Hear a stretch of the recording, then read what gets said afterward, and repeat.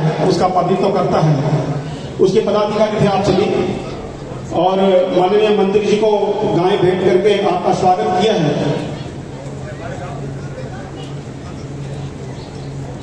मैं आप सबके संदर्भ में दो बातें रखना चाहूंगा। मैं पहली बार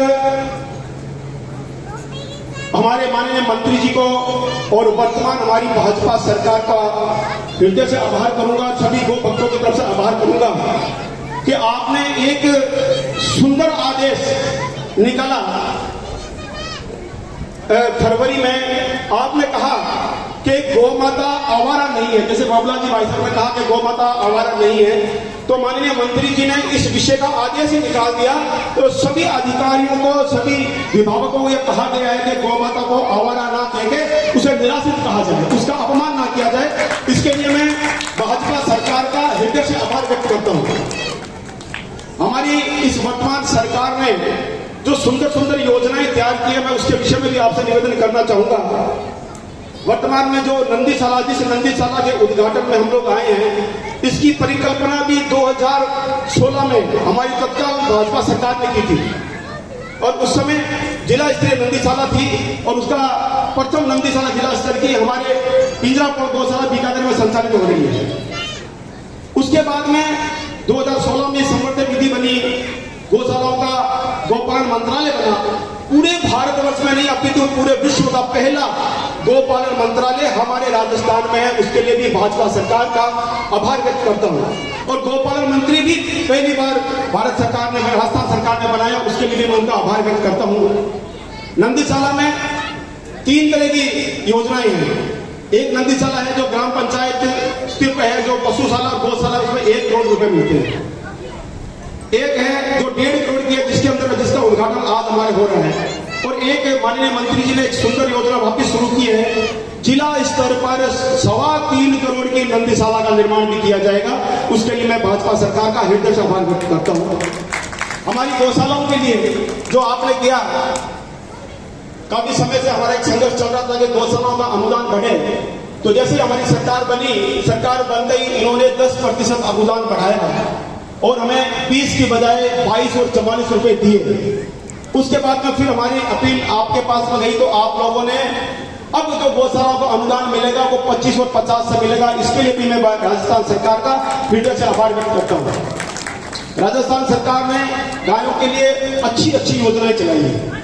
गौपालकों के लिए आपने अनुदान का सिस्टम शुरू किया है। और जो सबसे अच्छी बात, नंदीशाला के साथ में नर गोवंश की खपत हो, उसके लिए जो कृषि करने वाला किसान है और वो नर गोवंश से खेती करता है, बैल से खेती करता है, उसके 30,000 रुपए अनुदान के रूप में राज्य सरकार देगी। इससे बड़ा कार्य शायद और कोई सरकार नहीं कर पाएगी। मैं इसके लिए भी सरकार का हृदय से आभार व्यक्त करता हूं।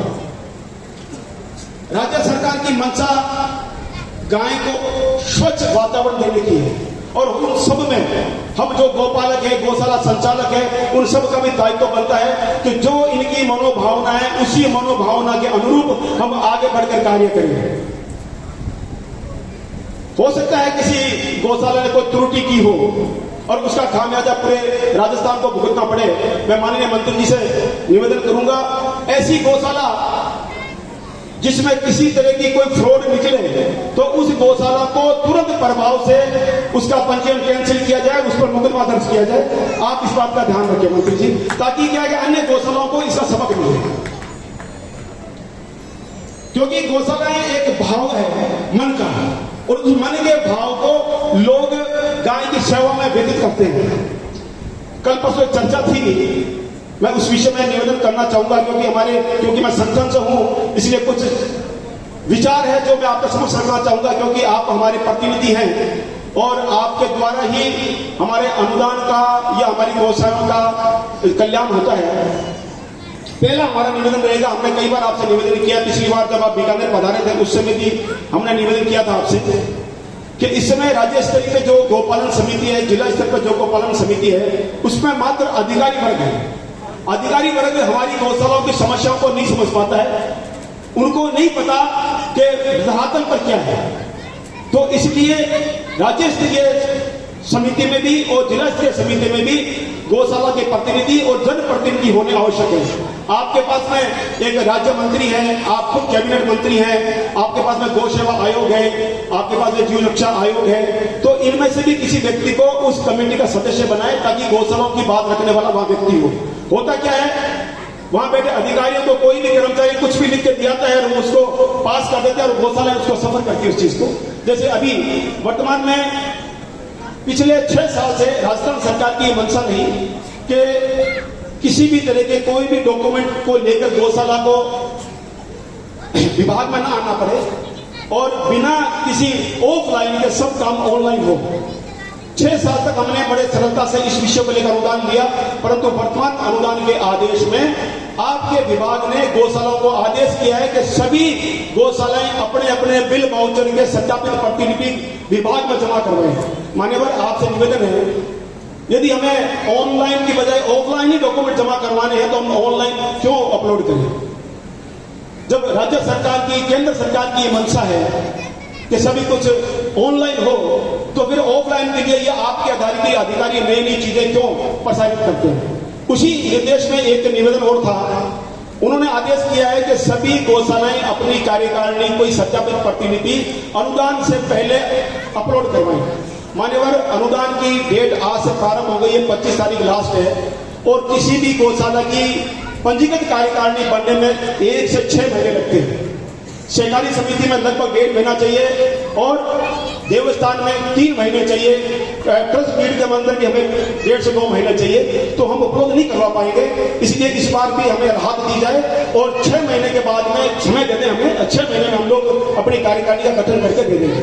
और उसमें सबसे बड़ी जो समस्या आ रही है वो ये है कि हमारी कई गौशालाओं की पंजीयन कलकत्ता से है और कई गौशालाओं ने माननीय भंवरलाल जी कोठारी के समय में जब गौ सेवा आयोग बना था, उस समय में गौशालाओं का सीधा पंजीयन भंवरलाल जी ने करवा दिया था, तो उनके पास में कार्यकारिणी बनाने के लिए सिस्टम नहीं है। 1960 में सीधा पंजीयन उनका, तो उस विषय के लिए मेरा निवेदन रहेगा कि आप संज्ञान लें, या तो 1960 के अंदर जो पंजीयन होता है उसमें कार्यकारिणी को रखा जाए, अथवा जो जिनकी सिर्फ 1960 का पंजीयन है उन्हें नई कार्यकारिणी बनाने के लिए आदेश पारित किया जाए। मेरा आपसे निवेदन रहेगा। ऐसी बहुत सी चर्चाएं हैं, मैं आपकी सेवा में कल 11 बजे सेक्रेटरीट जयपुर प्रस्तुत होऊंगा और जो अन्य बिंदु हैं उस पर मैं आपसे चाहूंगा कि आप हमें समय दें, वहां पर हम चर्चा करेंगे। गौशालाओं की बहुत सी समस्याएं रहती है, उसका समाधान भी आप तुरंत करते हैं, ये मैंने देखा है। और अभी वर्तमान में हमारे 6-7 जिले ऐसे हैं जिनका अनुदान भी अभी तक नहीं आया, तो मैं चाहूंगा मान्यवर से कि उसका भी संज्ञान लेकर उनका अनुदान भी पास करवाया जाए।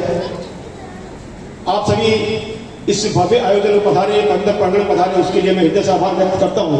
और विशेषकर हमारे माननीय मंत्री महोदय और हमारे लाडले विधायक अंशुमान सिंह जी, चंपालाल जी गेदर साहब, जुगल जी राठी साहब और जितने भी संत विराज रहे हैं, आप सभी का और संघ के प्रचारक माननीय श्याम जी भाई साहब का विशेष आभार। बहुत बहुत धन्यवाद।